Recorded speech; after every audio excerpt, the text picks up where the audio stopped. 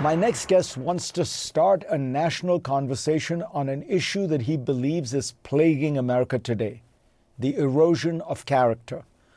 General Stanley McChrystal is a retired four-star general of the U.S. Army and a former commander of the U.S. and NATO forces in Afghanistan. He also led the military's premier special forces at the height of the global war on terror. McChrystal has a new book called On Character: Choices That Define a Life. Stan McChrystal, welcome back. It's great to see you, Fareed. Thanks for having me. You've written a book about character. You endorsed Kamala Harris. One has to draw from that conclusion that you thought Donald Trump was deficient in character. Explain why. Yeah. First, I'd say that I've concluded that my character is the most important thing about me. It's the essence of who I am, and I think that's true of everyone. And I think it's the essence of leaders. And so when I think about any leader, whether it's a CEO of a company or leader of a school or president of the United States, to me, the most important aspect is character, because we'll never be able to predict what crises emerge, the unexpected, but we will know whether we can trust that person and their judgment. In the last election, I looked as closely as I could, and we had two people who were relatively known entities. One had been vice president, one had been president. And I made the decision that character was the number one criteria for me. I actually didn't agree with the politics or the policies completely of either side, much more in the center. But I judged that Vice President Harris had better character that I thought I could trust more.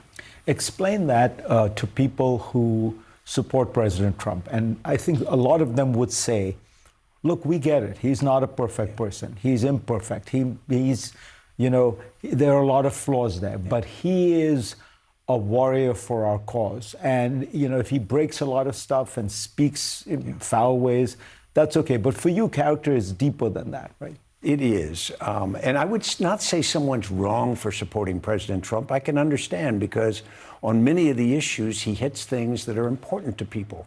And so that resonates. What I would caution is when things get most difficult, in periods of combat that I had in my years in the service or in other parts of my life, you sort of lay bare what's inside a person. And when I look at President Trump's track record, I find that there is less character than I am comfortable in someone as the President of the United States. I actually think that in those very difficult moments of crisis, I can have much less confidence in the way he will react than I could in the case of Vice President Harris, or potentially someone else.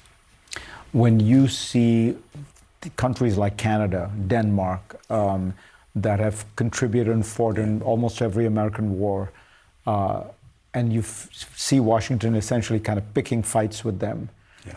Do you think it erodes the trust that you need to work for the next war when they need, will they be on board? Yeah. I've never seen a friend or an ally get better because we criticize them publicly. And if I think how I react when someone criticizes me or the United States publicly, I resent it. I stood on the battlefield with Canadian soldiers, buried them, met families of Canadian fallen.